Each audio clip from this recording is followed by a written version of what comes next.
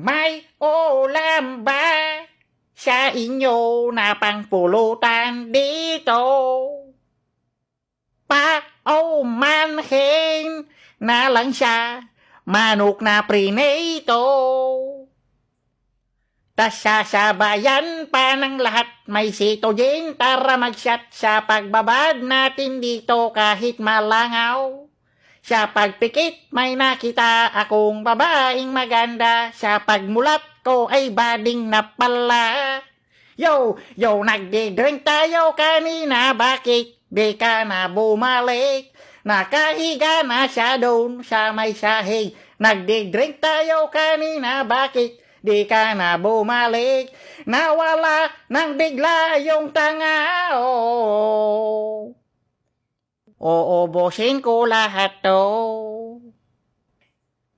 Kakanta ka ba o mag-a-apply ng trabaho? Sorry sir, magkakanta po ng trabaho. Ha? Ang dami mong tanong. Mag-question ka na, bilis. Are you kidding me? Tignan mo nga itong binigay mo na resume.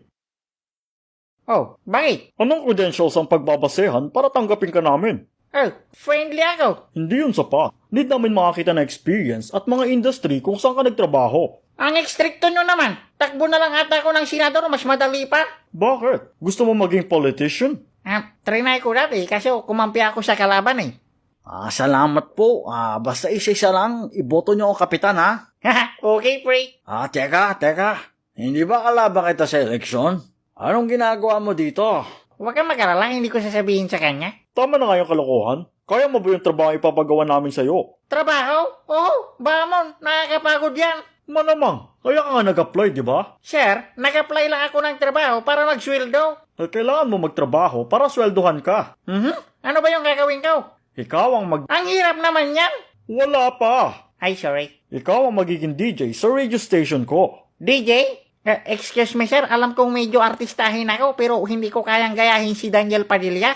Ha? Tsaka ang swerte naman niya no kung kamukha niya ako. DJ, disc jockey. Ikaw ang mag-host sa radio station ko. Okay. Ano yon? Ha? Hindi ka ba nakikinig sa mga radyo? Hindi. Pero nung bata ako, tumaya ako sa dyaryo. Di mo naman dapat i-share yun, pero mukha ka madaldal. Pwede ka dito. Oh, ha? Sabi ko na kailan ako magsisimula? Kaya mo ba bukas ng umaga? Umaga? Ang aga naman yan. Mamayang gabi na lang. Ha? Hello my friends from everybody in the world at yahoo.com. Welcome sa aking station radio. Kasama ko pala ngayon ang aking partner si DJ Jonathan. Oy, Gegi. Ako si DJ Doge at nakikinig kayo ngayon sa Bakit Mo Ako Ginos Pare. Dito lang yan sa 107.69.32.1 thousand ang utang ko kay Auntie Jose Alita na. Ayusin mo. Okay, nandito pala tayo para tumulong sa mga taong hindi nire-replyan o tinatawagan ng mga crush nila.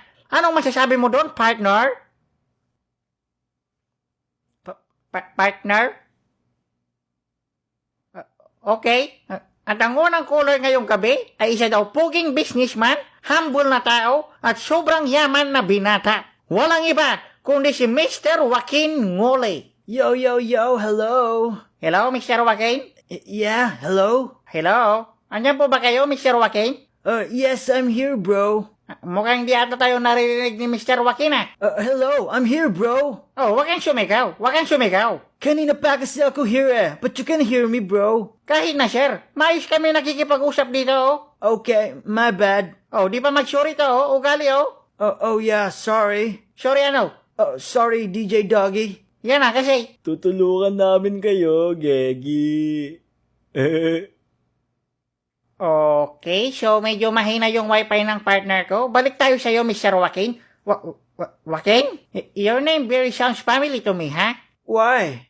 Yellow ba buhok mo? Yeah, Naka-shades? positive. Naka-jacket? Oh, yeah, amazing. Malaki ilong? Bro, you're going too far. Oh! Ha! Bingo! So, nandito ka para humingi ng tulong para sa nililigawan mo. Yeah, 'cause she's not answering my PMs, DMs, calls, and emails and texts. Oh! Baka pangit ka. What? Sorry. Bakit naman siya ganon? I don't know, bro. Feeling ko binibrainwash siya ng karibal kong si Douglas eh. Hindi Excuse me? Sabi ko, hindi naman siguro. Is that you, Douglas? Familiar yung voice mo eh. Ha? Sino yun? DJ Doggy ang pangalan ko, no? Ang layo kaya. Oh, okay. Sorry, DJ Doggy. Next time, huwag kang magbintang ha. Para naman mangyayaring ako si Douglas Tumagay. Wait, paano mo alam yung full name niya? Full name? Nakita ko kasi yung poster niya. Hinahanap kasi siya. Hindi nagbayad ng utang. See. Ganun talaga yun eh. Tapos alcoholic pa. Yun nga eh. Hehe. Tsaka alam mo ba, hindi nagsishower yun? Ay, oh? Tsaka di pa yan tuli. Oh, huwag ka namang manira ng tao dito sa station radio ko. Madaming nakikinig, oh. Oh, sorry bro. Sabihin mo na yung problema mo para matapos na agad to. Okay, so ayun nga, DJ Doggy, hindi siya nagre-response sa mga... Okay, so meron lang tayong commercial break saglit. Babalik tayo later, Nis.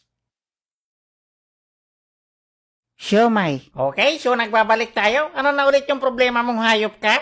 What? Ay, sorry. What's your frog name? Oh, yeah, as I said earlier, di siya nagre-reply and I just wanna see her again, you know? I can give everything she wants naman eh. Oh, naiintindihan kita, pre. Oh, thanks bro. So, gusto mo ba siyang tawagan para malaman kung anong rason ng hindi niya pagsagot sa'yo? Yeah, please. Ang kapal naman ng mukha mo kung ganon. Ano? Wala, sabi ko tatawagan na natin ang misteryosang babae na hindi sumasagot sa tawag mo. Tawagan na natin yan, DJ Jonathan. Hello? Wala pa, bagtit, nagre-ring pa lang, oh. Ay, sorry, Gegi. Hello? Sino to? Okay, Nam, sabi ko wala pa eh. Ano? Uy, tol, sumagot na to, Gegi. Hello? Oh, hello? Sino to? Kayo yung tumawag? Ano naman? Sorry, bye. What have you done, DJ Doggy? Bakit? Si Aubrey yon, yung nililigawan ko. Ay, si Aubrey na yon? Tawagan natin ulit. Hello? Sino ba to? Oh, wag kang sumigaw, ha? Ba't ka sumisigaw? Excuse me, ha? May trabaho pa ako tomorrow and wala akong time for prank calls. Okay, kalma. Kalma. Ito ba si Aubrey? Oo? Yung anak ni Tito Raul? Speaking? Yung nakatira sa Bullock Street? Oo? Yung malaki yung puwet. Ang programang ito ay rated SPG. Solid na pulutan at gin. Kamusta ka na, baby? Ay, Aubrey. Okay lang. Kumakain ka ba? Huwag kang magpapalipas ng tulog, ha? Wait, sino ba to? Ay, ako pala si DJ Doggy. Ikaw ay nasa station radio ko. At isa ka sa mga guests namin. You mean radio station ba? Oh, ikaw na magaling ka ron. Ikaw na mag-DJ dito. I'm just making sure lang naman. Bakit ba ako nasa radyo? Nandito ka kasi may gustong kumausap sa'yo na isang businessman at sobrang yaman na binata. Kilala mo ba kung sinong tinutukoy namin? Sino? May kilala ka bang Joaquin Ngulay? Si Joaquin. Oo, nakwento kasi niya sa amin na nililigawan ka daw niya. Pero hindi mo daw sinasagot yung mga tawag at mga text niya. Oh my gosh, humingi pa talaga ng tulong sa inyo? Oo nga eh. Ngayon humingi siya ng tulong sa akin. Pwede ba namin malaman kung anong suot mo ngayon? Ha? Ay, wala. Sabi ko, ano yung rason, Madam Aubrey, my loves? Okay. Masyado kasi siyang narcissist. Okay, may patalastas lang tayo saglit. Balik tayo maya-maya.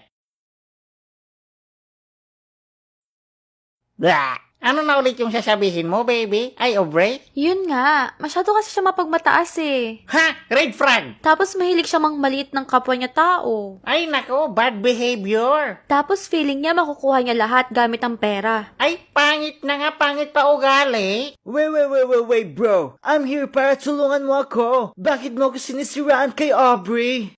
Wait? Andyan siya? Oo, Madam Aubrey, meron siya dito. Nakikinig siya sa kabilang linya. Stoker yan eh. Yo, DJ Doggy, you supposed to help me. Binabackstab mo ako eh. Oh, Madam Aubrey, oh. Sama ng ugali, oh. Joaquin? Sit! Aubrey, paano mo naman naisip yon? Ako ang pinaka-humble na manliligaw mo, no? Sorry Joaquin, pero napaka-narcissist mo kasi eh. Yan kasi, narcissist. Hay, ano yun? Pero I can give everything you want naman eh. Disney princess ka sa akin. Joaquin, hindi ako materialistic na babae. Gusto ko lang ng matinong lalaki. Oh, ha? Yan kasi. Hindi lang ako gayahin. Teka, parang familiar ka. Ha? Ako? Oo, kilala kita. Yeah, I know baby. Kanina ko ba sinasabi? Sino ba talaga to? Ha? Hindi ako si Douglas, no? See? Wala akong sinabing pangalan. Ikaw ba yung Douglas? Alam ko boses mo. Hindi. Tropa lang yaw. Nakasama ko sa Inoma. Ay sa charity. Sobrang lakas nun tumulong sa kapwa. Tapos, meron yung isang time na wala kaming matulungan. Pumunta kami sa store. Tapos, doon kami kumuha ng mga pang-ayuda. Ay, mabait siya. Magaling makisama. Libre siya bukas. Sagutin mo na kaya? Ha? What? Dapat ako yung pinopromote mo, Digi-Doggy. Not some tambay na walang pangarap sa buhay. Grabe ka naman, Joaquin. Masyado kang harsh kay Douglas. Oo nga kasi. Matino naman ako. Yung tao na yon, di ba, Aubrey? Hindi rin eh. Oh, di ba? Ha? Marami kasi yung bisyo. Paano mo naman nasabi? Last time kasi huminga ako sa kanya ng favor. Hi, Douglas! Nakuha mo na ba yung pinapabili ko sa'yo? Teka lang, Aubrey. May mas maganda akong ipapakita sa'yo. Ano yon? Naalala mo yung gusto mong kwintas sa SM? Hala, oo! Oh my gosh! Pues, bumili ako ng Red Horse. Iyon lang. See, Aubrey? Then mas gusto mo pang lumabas with that dude? Ano naman? Oo nga, Joaquin, si Douglas yung isang taong hindi nang mamalit ng kapwa. Oo nga, hindi katulad mo. Pangit. What did you just say, Digi-Doggy? Di ba dapat tinutulungan mo ako? Pansin ko rin, parang lalo mong pinapalala eh. Hindi naman. Tinatry ko lang kung hanggang saan yung pasensya nyo sa isa't isa. Oh, okay. Ganto na lang, Garod. Papagpiliin na lang kita, baby. Ay, Aubrey. Okay. Sino ang mas gusto mong manliligaw? Si Douglas? O sagutin mo na lang kaya siya, please? Wait, bakit wala ako sa option? Di ko naman kailangan mamili eh. Kung will talaga ng Diyos na ibigay sa akin ng isang tao, di dun ako. Oh, come on, Aubrey. Ako na yon eh. Hoy, wag mo nga pilitin na gustuhin ka. Wala tayong magagawa kung in love na siya kay Douglas. Wala ko sinabing ganon. This is your fault, DJ. Alam ko ikaw yun nandyan, Douglas. Kanina mo pa ako sinisiraan eh. I know your voice, you smelly boy. Oh, kalma, Sir Joaquin. Nagkatrabaho lang ako dito, oh. Ba't sinisigawan mo ako? Lalo mo lang pinapakita kay Aubrey yung ugali mo, oh. Kunwari ka pa eh. Last question, Madam Aubrey. Papayag ka bang makipag-date kay Joaquin ulit? Please, Aubrey. DJ Doggy, pass mo na siguro ako ngayon. Sorry, Joaquin, pero need mo talagang ayusin yung ugali mo. Aray, heartbreak. Ha? Success? So, ibig sabihin, ako na lang. Ay, si Douglas na lang yung gusto mo? Hindi rin eh. Mabisyo kasi yun, tsaka tamad. Ay, naapo, nagsakit. What if paunahan na lang kami ni Douglas mag-change? Baguhin ko yung personality ko at tanggalin naman ni Douglas yung pag-aalak niya. Then, kung sino ang matalo, then siya ang madadump. Is that good? Wow. Sobrang pangit naman yan. Lugi naman ako, lugi naman si Douglas dyan. Paano kung parte na ng buhay ko, buhay niya yung pag-iinom? Wala, hindi maganda yan. Feeling ko okay naman siya. Oo, tama ka. Sige, gawin natin. See? I knew it! Ikaw nga talaga yan, Douglas! Tignan mo, Aubrey. Mas worse pa siya sa akin eh. Hay nako, Douglas. Puro ka talaga kalokohan. Bahala ka na nga dyan. Aubrey, wait!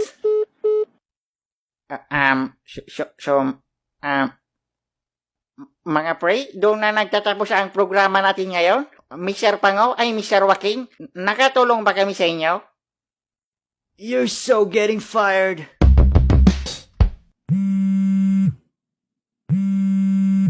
Hello? Hello, sino to?